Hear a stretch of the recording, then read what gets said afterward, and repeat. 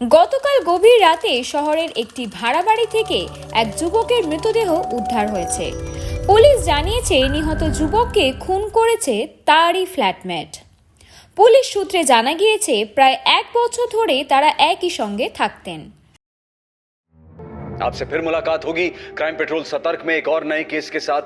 तब तक अपना ख्याल रखें, सुरक्षित रहें और याद रखें सही।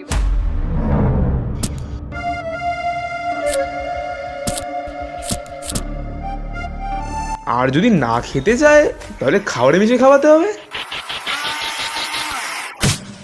Night is dark, shadows fall, back the walls, and at the end there's only one who stands tall.